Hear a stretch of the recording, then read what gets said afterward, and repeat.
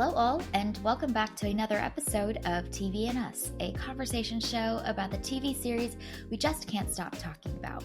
My name is Jennifer Hahn. And I'm Sarah Callan. And each season, we focus on a different show, reviewing it episode by episode, and we invite you to watch along with us. Right now, we're reviewing Supacell, and today we're on episode 3 titled Sabrina. If you haven't watched it yet, this is your spoiler alert. Please check it out before continuing to listen to the rest of this episode. Okay, Sarah, kick us off with a summary of today's episode. Sabrina and Charlene unwind after work, planning a night out. Meanwhile, a brawl among the Tower Boys leaves Taser vowing payback. Concurrently, Michael devises a scheme. Concurrently. Right? Never would I have thought great. that word would show up in any summary of a movie or a show or an episode. What a choice. But it makes sense. Yeah. It is a first. Yeah. Yeah. There's a lot going on. There's here, a lot of storylines. There's a lot of concurrence. Yeah. Okay, what is your episode title of choice for this episode? Mine is Nerves. Ooh, nice. That's good. That's a good one. Mine is Rave. Yeah, there is a rave in this one. Yep. And some people are raving in this, so yes. It works. Okay, let's dive in to our thoughts about episode 3. Now, I am particularly keen to hear your thoughts because you've been very curious about Sabrina and intrigued by her as a character, and this episode is titled Sabrina, and we do get to learn a lot more about her. And so I'm curious to hear your thoughts about today's episode. Yeah, we get to finally learn about our girl. Mm-hmm. Yes, I was so excited. And it was just fun to see her processing this information. And I love that her first instinct is to get a brain scan. And I think that's just so great, so on point, especially for a nurse. Like, that just makes sense. And so then seeing her kind of ride the wave of emotions through this episode and seeing how at first she's like, this is a terrible thing. It just happens and I can't control it. Like, this is like, she's catastrophizing because it is awful, like she's not sure what to do with it and it's affecting her work. And I love that it was that moment with the patient that sent her kind of over the edge and was like, what am I doing? But then by the end, she uses her powers to protect. And it's this really interesting journey that she goes on. And you see these really core parts of her of wanting to care for people and protect people and making sure that people are well and safe and all of these things. And that's just a core of who she is. I'm going to be curious to see how her journey continues, because when she uses her powers to protect, then she ends up killing that guy. Mm-hmm. And so how is that going to affect her going forward when she seems to be more sensitive and is obviously a very caring person? So how is she going to process that realization in the coming episode? So I'm very excited about that. And I think for me, just what I was most impressed about with this episode is that this show seems to be really good at setting up questions for us and then answering those questions. So even in some of the things that we were wondering about in the previous episode that we just talked about are addressed in this episode. And so some of the characters are working through some of these things, or they're concerned about the same things that we're interested in, so I'm just loving the way that this show is able to kind of lead us down this path. And then as it creates questions, it's really smart to answer them in the right time so that we can kind of stay on pace with where this show is going.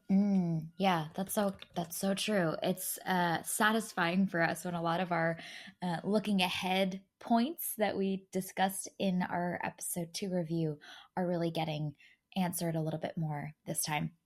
The two that I was particularly excited to see get answered and felt was satisfying is that we get to see Michael discover and meet Rod. I feel like that was a big progress forward for this team eventually coming together. And what I particularly love about that is I think sometimes in these, okay, we've all got powers and we're dispersed and we need to find each other. Two people pair up and then they're kind of on board and then they're going to find the rest of them and they find them together as a group. But Michael's kind of making contact with each of them individually, and then it'll be interesting to see how they all get pulled into this team dynamic. So, we've seen him make contact and discover Taser, and then both kind of recognize, okay, yeah, both got powers, but they don't fully like start the team up process yet, So then Michael's left figuring out like, okay, I guess I need to find somebody else, and he makes progress on that front. So I just think it's interesting to see that kind of unfold differently than I would have expected it to, which has been really fun because then there's still that lingering question that's still there of, well, how are they all going to come together? So it's not about adding to our numbers as our group gets bigger because we are all finding each other as a team. But no, actually, Michael's finding them individually, and then how will they all get grouped up together? So that's one that I found really exciting in this episode. And I love that the progress that we're making is, it's not like this outstanding question that we have is fully solved, but progress is made on it, so we were wondering, how are they all going to come together? He meets Taser, there's progress there, but it's not completed. Same thing with Rod. He meets Rod, he finds him, but the process is not completed. So we still feel like progress happened and there's this forward momentum in the show, but there's also this outstanding cliffhanger of like, okay, there's still more to do. And so I really appreciate that balance because it makes the episodes feel satisfying to watch while also giving us enough to want to click the like play next episode button. Yes, so true. And one of the other details that I thought was so fascinating that is starting to like open up and blossom a little bit more in this episode is the question of like, why Dion? Why does her death, how is it related to all of these other, four superpowers enabled people? And that whole phrase that we were discussing in episode 2's review around like, if one dies, she dies. And then I think we were both sitting there like, okay, but how is she related to all of this? And I love that in this episode, we get it. We begin to see she is onto something. She's probing and she's starting to figure some things out. And that is a threat to the evil powers that be that are trying to carry out their agenda. And so she is in their way. And so you can understand now, oh, I see how she's related to this crew of superhumans because she's starting to recognize and see a pattern that they're disappearing one by one because they're getting, we'll eventually see they're getting captured to do testing. And so I love that. One of the things that I was hoping to see in my looking ahead section in our episode 2 review was I want to see and understand more of this like shady government system, evil foe, someone like who is our foe. We saw that in episode 1, we didn't get it in episode 2, and now we're getting it back again, all these little glimmers in episode 3. And I love that we're now seeing how Dion is starting to uncover some of their plans and some of their agenda. And that's why this is, it was a question that I had that didn't seem to make sense yet, and it got answered, or it's starting to get answered in this episode. Oh, it's so satisfying. and I think it just highlights those intersections too, and how the world is a small place, like it's obviously big. London is a big city. And yet there's all of this happening in this one area in London where all of these people reside. They keep talking about the estate. And so it's very interesting that this is somewhat, it seems to be contained to that maybe smaller geographic area. And I'm curious to see how that connects to some of these larger themes that this show is also probably trying to explore, and will become a little bit more fully realized, I imagine, as we get further into it. But it's so fun to see these things that the show has led us to question, and then we're like, oh, we get a little bit more of that here. But it's like with the villains, we get to see, okay, there's some evil science-y stuff going on. We see all of those vials of blood, which shows Yeah. kind of the size and Mm-hmm. scale of what's going on. And then we also see one of the hooded figures, and we get to see his superpowers. And then we get to see another powered person who is also somehow connected to the bad guys.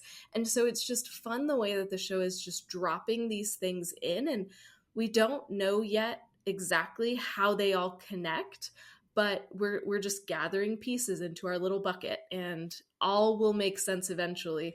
Just like for the characters, they don't know what's going on either, and so they're also just slowly gathering information that eventually will all click together. And it's going to be really fun to see when that happens. Mm-hmm.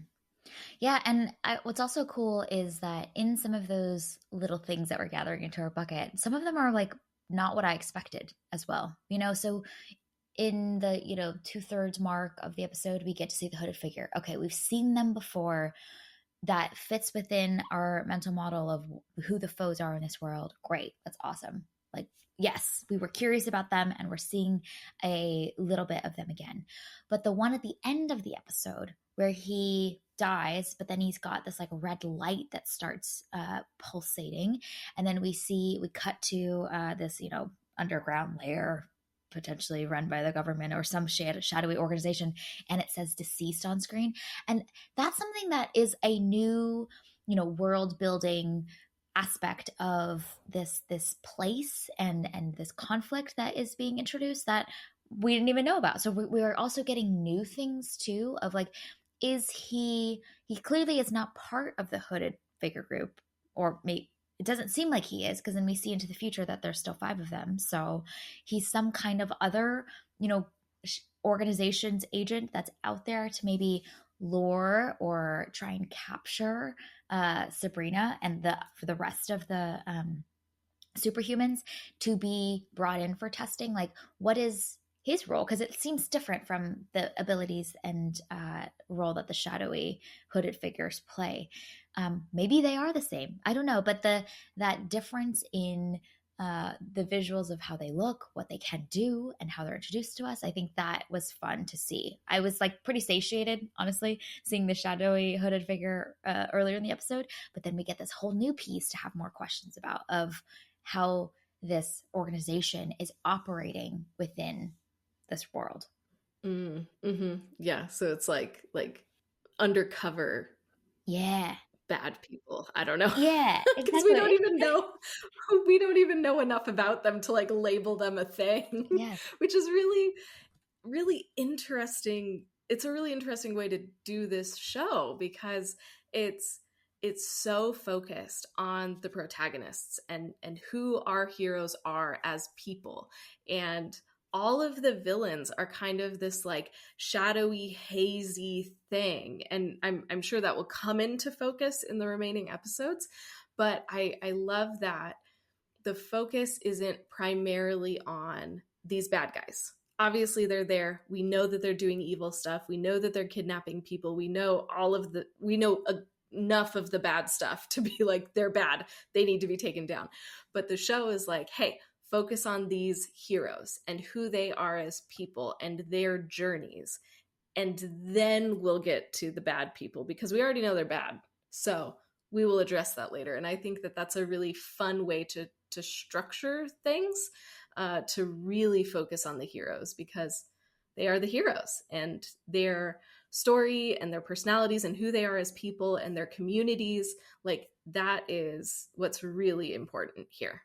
Mm-hmm. Yes.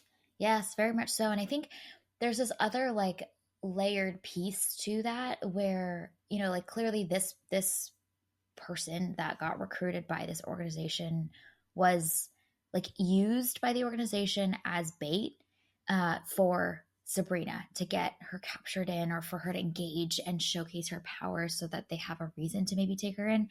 And it just got me thinking about like how expendable this like human being was, that like maybe there was some incentive for him to work for this shadowy organization, but like he was potentially manipulated and used by this organization. And just the way that the government like recruits and then preys on these people that have real needs and probably incentivizes them, but then to use them to try and infiltrate into these communities is just something that I think is like a larger dynamic at play that exists in society today, that we get to see through this like, you know, larger than life sci-fi story, and this specific plot point. But it's like oddly quite resonant of the real life dynamics of how the government potentially tries to recruit people from their own people group to then try and take them in, or to bait them, or to get them to incriminate themselves. And so I thought that like just ignited a whole thought train for me after watching this episode, because it's obviously like just a cool and fascinating, like exciting sci-fi plot point in the superhero story, but there's a lot that is quite grounded and resonant of real life dynamics that has somehow gotten woven into the show in this really interesting way. So I really love like looking for those like layered pieces of this story that is like fun on the surface, but there's actually a lot more beneath the surface as well, which is really cool. Yeah, and I think that's one of the things that is making this show so special, is that there's so much here. Like it's not just a sci-fi like superhero show, but there's a lot of meaning here. And I think that is when like sci-fi really shines, is you can use this really fantastical fun premise to then make a larger point about society and the way that the world works, and the ways that the world works that shouldn't work that way. And so I think this show is doing such a good job of using this vehicle of sci-fi to help point out some of these larger structural inequities and some of just the shady stuff that are done, particularly to people of color. And I think it's such a great use of the sci-fi genre. So I'm excited to see how more of those things will crop up in future episodes. Yes, yes, very much so. And one of the things that I think this show is also exploring in a really interesting way through this sci-fi superhero powers concept is it was just fascinating to me to see how many of these characters are using their powers primarily to protect the people that they love. And I just feel like, once again, we talked about this in some of our previous episodes, but sometimes we get to see, you know, ordinary people get their powers, and they so quickly then are using those powers to save all of humanity, you know, and it's this big premise against this big foe. And this show's ability to keep it constrained and to not like open it up to that big scale and stakes quite yet. We're going to get there, and we've gotten the teaser for that in episode 1, but for the most part, we've been just staying within these smaller, contained stories with these people and their loved ones, and we get to see how a lot of times their powers are activated or used to protect those that they love. So we got to see Andre using his powers to they're getting activated when he wants to protect his son, and he's going over to one of the crews to say, hey, can you please just leave him alone, you know, and it's starts to get a little feisty, and that's when his eyes turn amber, and that's when he starts to his powers are getting activated. We get to see Sabrina again using her powers to protect, and I would say even Michael also very much so using his powers to try and understand what's going to happen so that he can protect Dion. And so I just love how small scale for right now the show is keeping us in with these characters to see how much their natural instincts are to use their powers to protect the people that they love. And I would argue, like Taser, on one hand, he's using it obviously to fuel his gain and to increase his power. But there's an aspect of this that we're seeing, especially in episode 3, where he wants to use it to protect his crew, and his amassing of territory is to protect his crew. And you see that, obviously he's got this whole thing where now where he's swearing revenge and whatnot, but it's coming out of this place of love and protection for his friend, someone in his crew. It's getting twisted, and it's being used potentially and manipulated in a way that it's gonna go maybe not in the best direction. Maybe he'll change course, but there is this root in the desire to protect that I think all of them have, which I think is really, really interesting. And it's showcasing how, like, when we get powers as human beings, like, our natural instincts are to protect. There's something really like hopeful about the way that the show is written, the characters and how they've reacted to their powers, and their instinctual desire is to care for the people that they love. I really love that. I hadn't quite thought about it in like that, and I I think that it's interesting to contrast this with a lot of other superhero movies, shows that are out there, and just I think that point that you made about like somebody gets powers and then they're like, yes, let's save the world. Yes. That's such like a white savior mentality thing, and I don't think that I had ever really thought about it that much, that white saviorism is at the heart of a lot of these superhero narratives that we have. And I love that this show is really just not falling into any of those superhero-y tropes. And like you said, it is so grounded, and these people feel so normal and accessible, and they're just responding to things like any of us would respond, like if I were able to fly today, I wouldn't be like, yes, now I'm going to save the world. I'd be like, oh, okay, cool, now I don't have to like fight for a parking spot at Trader Joe's. Like it would be these really like simple little things that you would use your powers for you and the people that you care about. You wouldn't immediately go to the macro. You would start with the micro. And that's what we're seeing here. Yeah. It's so interesting too. It's so fun to see them making those choices and figuring those things out, and like, okay, I will use my powers in these contexts, or, oh, now I have this power, so I'm going to use it here. It's very fun to watch their kind of decision making now that they do have these powers. Yeah. And I think the reason it was kind of swirling on my mind is because we're on episode 3. We are halfway through the 6-episode miniseries. So theoretically, I would have imagined that the stakes would have like opened up by now, like this blossoming flower of the stakes and who we're fighting against and this larger mission. By halfway through, you would have expected it would fully, all the cards are on the table. Here's who we're fighting, and we're going to go and do the whole big fight thing. And we have a clear sense of who our foe is. And like now the rest of the journey is, okay, we're going to go and fight this big bad guy that's trying to destroy humanity, right? Whatever the big stakes are. And I guess I'm surprised at how contained within these smaller contexts and stories focused on these people and just the small orbit of who their loved ones are. And we're at the halfway point and we're still here. And I think it is so important that we haven't necessarily opened up and blossomed this full flower of our big giant stakes that makes this really exciting.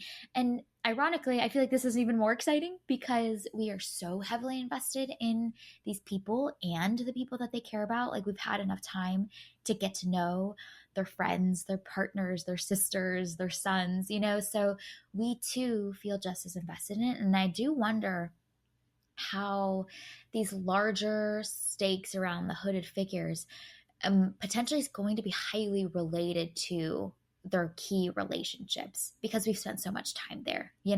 Like, for example, we see that Sabrina's kind of reluctantly getting dragged into this whole thing because she is protecting Shar and she is fighting that guy that evil government deployed something out of protection for Shar. So her goal is not let's go protect humanity. Her goal is let me protect my sister, and I happen to have to fight these bad people because I'm protecting my sister. And there's maybe some other bad people too that could do the same thing to my sister or somebody else, whatever it is. But like their primary motivation is out of love for the small few people they care about, and not necessarily, like we were talking about, this like sweeping statement of I am going to protect humanity. And somehow that feels more relatable, more grounded, and we have that emotional investment in that goal now. And I think it also sets up really good stakes too, because we know, from right off the bat that Dion is in danger because obviously she is the source of the 3-month timeline that we have. Mm-hmm. But then we also see, Shar is in danger. And I'm very curious how Shar is going to come into play in future episodes. And then we have Andre with his son. So like we know these people that our protagonists care about, and we know that bad guys always find a way to exploit a weakness. And so it's just setting up this like, okay, if the bad people know about our heroes, then they know about the people that our heroes care about. Mm-hmm. And we know that they are potentially in danger just by nature of association. So I think that's setting up some room for this show to maybe go down some of these paths of the evil people put Shar in danger, and so then to lure Sabrina out or whatever. I think that there are a lot of options here because the show is so focused on these people and their communities and the people that they care about, rather than focusing on the large macro. There's enough of the macro in there for us to understand that these people really are doing some evil stuff, but it's also focused on the micro so that we're able to be so emotionally invested that when some of those things happen, I think they'll be even more impactful. Mm-hmm. Yeah, no, that's so true. That's so true. And so, yeah, when you zoom out, you're like, that guy that was planted at that club and whatnot was clearly to get Sabrina riled up so that she could use her powers. And you're right, they're using Shar, which the government or shadowy organization, we don't know it's the government yet. I should just say shadowy organization, is potentially like scheming and planting and orchestrating all of that so that Sabrina will get riled up because they know that her love for her sister is so strong, and so they are using that to their advantage, in order to lure her to this back alleyway and like have her use her powers. One thing that I think is like much more prominent in this episode that was particularly fascinating to me is all of the security camera footage that we're constantly cutting to, and we've seen it many times in the first 2 episodes, especially I think in the taser episode, there's a lot of cuts to this security cam footage of what we just saw happen. But there is clearly this prominent theme around surveillance and the ways that this organization is using these planted surveillance cams to monitor, understand, and then know who to target and how. So it's a fascinating, again, macro concept that I think the show is introducing, playing with, potentially can explore a little bit more, but is definitely, posing those questions of like, who is watching and what are their intentions and what are they learning that they can then use to their advantage, and not for this ultimate purpose, which is potentially to protect the citizenry. How are they using it to potentially take and corrupt the system? Mm-hmm. Yeah, that's going to be fascinating to see how that continues to develop. And I'm very interested in the Sabrina Shar relationship and how that's going to evolve, because what I'm wondering is, does the shadowy evil corporation know that it's Sabrina that has the powers? Or do they maybe think that Shar has the powers? Because that final shot when they like rewind after the bad dude dies, the shot is on Shar and him Yeah. together. I don't think Sabrina's in the frame. So I'm curious to see if they're going to think that Shar is the one with powers, because it all happened in an alleyway where presumably there aren't security cameras. So are they going to think that Shar has the powers and then maybe kidnap her, and then Sabrina will obviously have to come save her? I'm interested in that. How Mm. much does this shadowy organization know? Because there seems to be some like hereditary piece of this, maybe. Yeah. That's kind of what it seems to be leading us to think. So I'm wondering if maybe they think the wrong sister has powers, and then that's going to be like a fun little moment of tension for all of us. Mm. That's a great point. And then it would make sense why that guy was primarily targeting Shar as well, Mm-hmm. to Yeah. flirt with and do that whole rest of how that unfolds with, because that was his assignment. Here's the photo, Yeah. go find her, get her, Yeah. yeah, angry, and then out of her protection for herself, but instead, Mm-hmm. yeah, Sabrina happens to show up at the right Surprise. time. Yeah, exactly. Yeah. Yeah. So I'm curious how that's gonna play out. So it's like You got the the shadowy organization might not be all knowing, even though they have access to just way too much information. There might still be gaps in their knowledge. And if that's the case, it'll be fun to see how these characters are then able to maybe exploit those gaps Mhm. to defeat the shadowy organization. Yep. Yep. Yeah, that'll be really cool to see. Okay, other big things that we wanted to talk about and mention that happened in this episode. Yeah, something that I'm really loving about how this is unfolding is that all of our heroes aren't progressing at the same rate. So in the second episode, we saw Taser already in full control of his powers, and Rod figures it out in that episode. And Sabrina and Andre were kind of like not using their powers really. Like they were trying to maybe avoid it or suppress it or whatever. And then Michael's kind of in the middle. And then in this episode, we see Sabrina and Andre both using their powers in different contexts, but they're still using them, kind of coming to acceptance of their powers. And in this episode, we're also seeing that Taser and Rod, who are a little bit ahead of everybody else, have discovered that there are limits to their powers. Mm. Both of them in this episode go to try and use their powers and are unable to. And so I think that that makes a really fun, like, knowledge gap between some of our heroes in they're going to learn things at different rates. And so then maybe when they all come together, they'll be able to have some information sharing.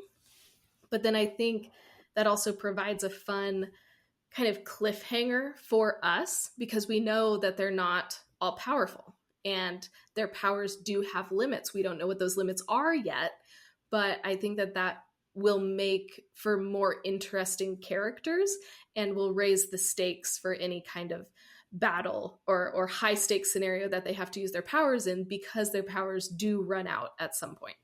I love that. Yes, we love constraints. It's so We important. do. Yes. hmm Because it makes the battle scenes more interesting. I think that's what makes watching normal human beings fight each other in a battle scene exciting, is because you're like, oh my gosh, you're a normal human being. If you get stabbed by the sword, like, you might really die. Like, there's real danger. And then sometimes in these like really big CGI, act 3 superhero fight scenes, you're just like, I don't know, they're all really, they're all so powerful, and then I don't know what the limits are, what the rules are. So you're right, the establishment of the rules of this world building helps potentially make those stakes going to be, potentially really fun when we get those battle sequences if they come.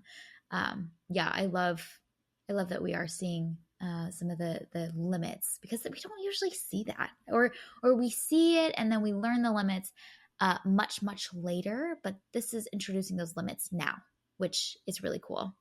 I also just love in general that Taser's crew calls it, "Can you go ghost?" Yeah. So great. Yo, why didn't you go ghost?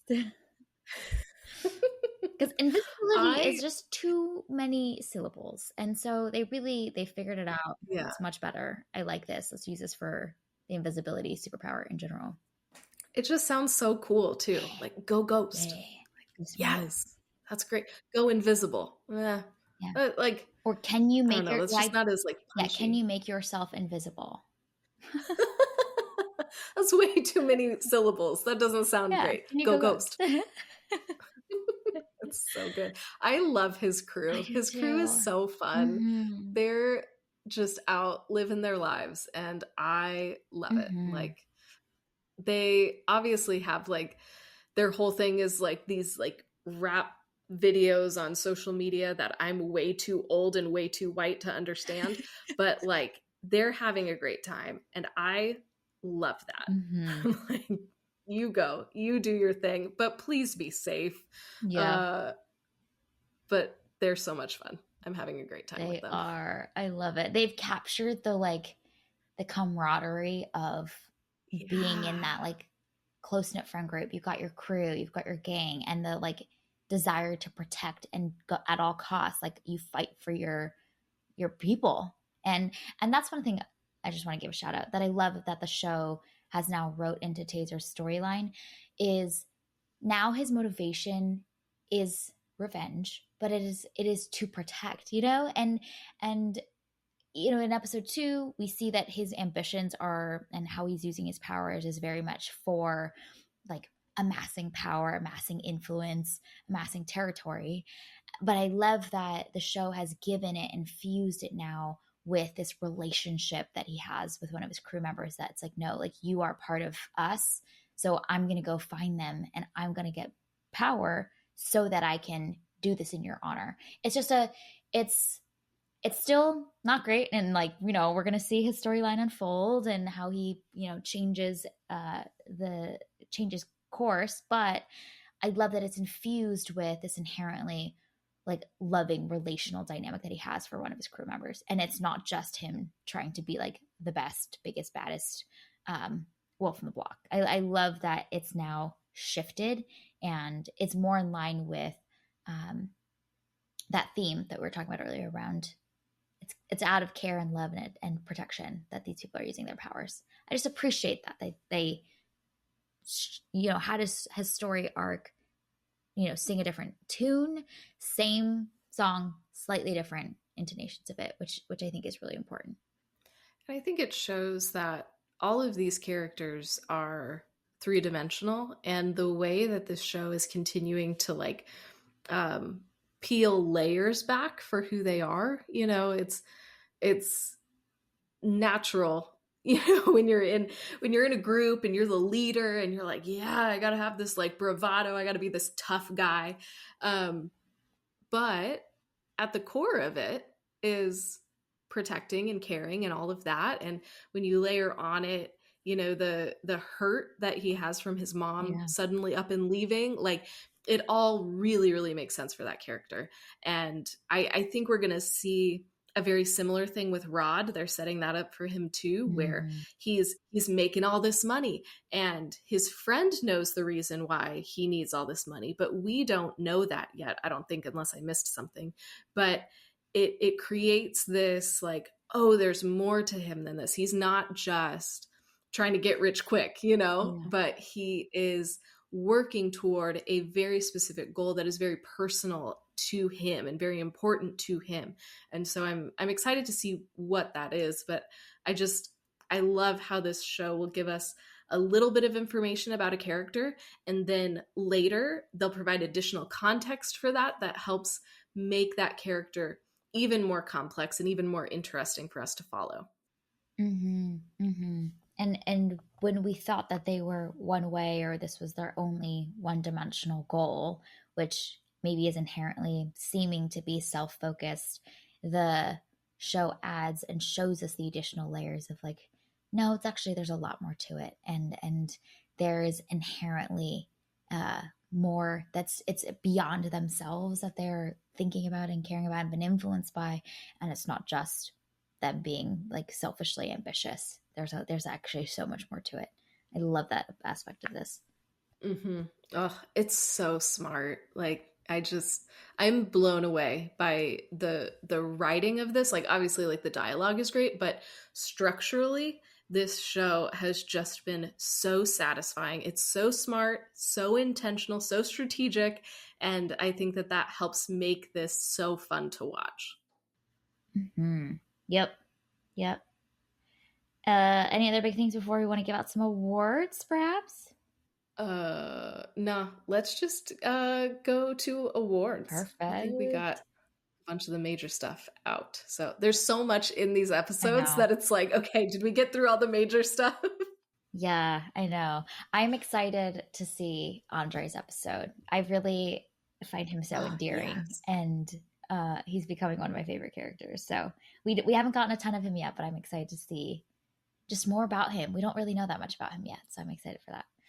Okay, let's give out some awards. The first category is for the SVP, the super valuable player. Who is getting this award for this episode?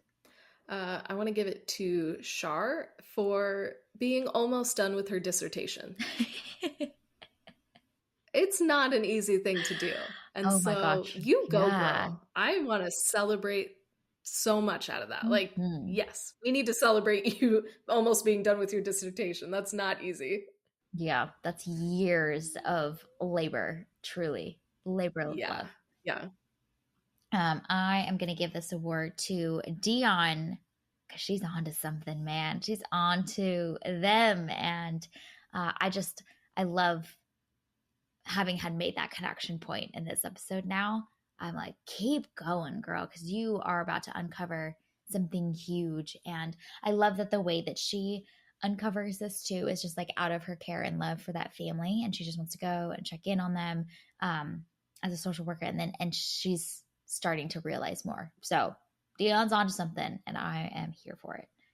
Mm-hmm. Oh my gosh. Yes. Like I know she's not a main focus of this show, but I would love to just follow her around as she's like sleuthing and putting clues together. I think that that would be so much fun to just watch investigator Dion do her thing. Okay. The next category is achievement and intensity. What moment is going to receive this award this week?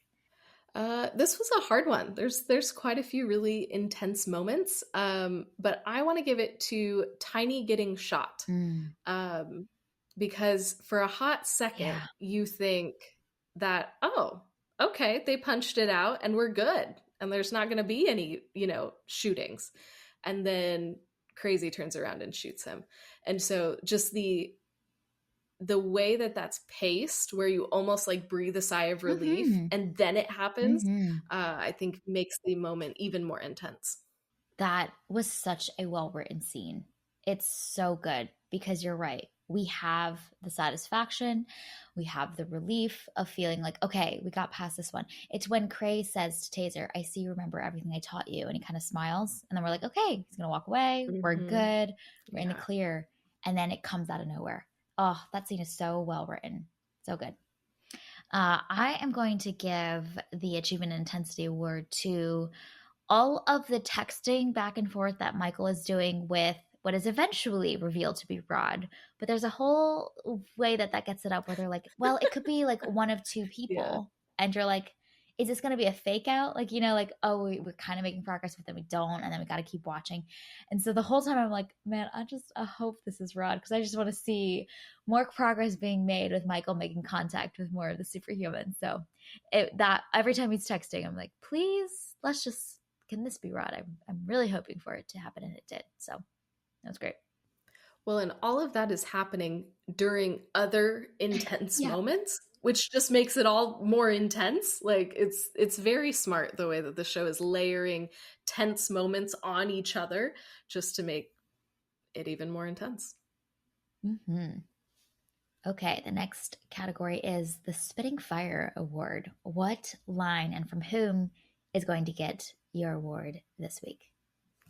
I want to give it to Sabrina for when she says to Crazy, "Take your foot out my house."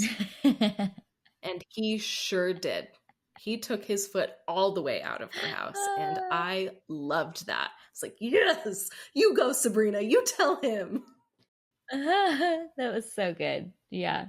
She holds her own, man. She's got this like softer, sensitive, quieter side, but when she needs to, Homegirl can hold her own. It's so cool. I am going to give this award to one of Taser's crew during the whole when they're just punching each other, and he goes baby food, and I love that Yes. diss. It's so great. Oh, yeah. I almost used that as my episode title Oh because it yeah, was just so it funny. was so great. Okay, looking ahead, what are you excited to see as we head into the second half of this miniseries?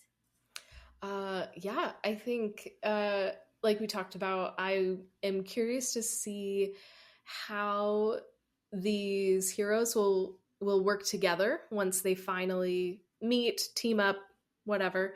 Um, I'm what I what I'm really appreciating too is that this show seems to begin immediately after the previous episode ended. And so I'm curious to see which of the plot lines will start this next episode. Um, but yeah, the seeing the crew team up, I want to see more of this shadowy organization, and can some of that maybe start to come into focus a little bit, and for us to better understand kind of like who is with who, like are the hooded people associated with the evil shadowy white people organization? Are they two separate organizations? What's happening here? Mm-hmm. And then just the continued like relationship dynamics between our characters. Obviously there's a lot of tension right now between Michael and Dion. How is that going to work? Is Michael going to be able to do better? Mm. And how is that tension going to then potentially put Dion in more danger? So there's just a lot of things that I'm kind of like looking out for, that I feel like the show is kind of starting to tease up, and we'll see what happens. Yeah, yeah. I feel like there's so much that's getting opened up and laid out on our table, and we're just looking at it all and we're like, where are we going to go next? I think something that's really interesting that I'm intrigued to see is how will we scope this? Like we've got 3 episodes left. We've opened up all these different directions that we could run in. Where will this go next? Because we've got a given set runway, and what's the primary conflict, what's our primary mission, where will this series also end? Like, are we going to end with the insinuation for more? Are they going to like tee up like more potential storylines to then have a season 2? I don't know, like I think that is kind of interesting for me to think about now as we're at the halfway mark of like, okay, we've got this limited runway. How are we going to use it? And how are we going to scope and prioritize all the different storylines and aspects to explore? The first 3 episodes, we're just learning about a bunch of things. The story is beginning to open up. Now that it's opened up now, I'm like, and how will we resolve some of these storylines in a way that is exciting and satisfying? I'm really excited to see Andre's episode. I think that there's he's just got this like protective father spirit in him, and I'm intrigued to learn more about him and his backstory. And he's so good natured in how he shows up in the world. I love that little scene where he essentially saves Sabrina's life, and we get to see his personality and all these other contexts outside of just with his son. So I'm just intrigued to learn more about his backstory. And then I really am invested in Taser's storyline. And, you know, we end this episode with him swearing revenge for Tiny. And we all know that like that path is going to only lead to chaos and violence and destruction. And so how far will he go on that path? And then when will he turn and take a different course? And what will be the thing that will ignite him to change direction? So I mean, because he's like barreling down the path of revenge right now, and what will cause him to change course, I'm really curious to see for him as well. So he's another character that I'm very invested in. Well, Jen, I have some good news for you. In that the next episode is titled Andre. Yeah. So we're going to be able to learn more about him in the next episode. We don't know what we're going to learn, but we do know it's going to be exciting. Yes. I'm so pumped. All right. Well, this is our review and discussion of episode 3 of Supacell. You can find it available on Netflix to stream. Thank you for listening to today's episode of TV and Us. Our name sums it up. We're big fans of TV and the powerful ways we can connect with each other and the world around us. This podcast is about all of us and our shared stories. So everyone is welcome here, and we're so glad you spent time with us today as we continued our journey through Supacell. You can subscribe to this podcast on Spotify, Apple Podcasts, or wherever you tune to your favorite shows. Drop us a rating and review letting us know your thoughts about episode 3 of Supacell. You can connect with us on Instagram, Threads, and TikTok at tvnspod, or email us at tvnspod@gmail.com. We will be back soon to discuss episode 4, which is Andre's episode, which I'm very excited about. We hope you have an amazing week, and we'll talk again in a couple of days.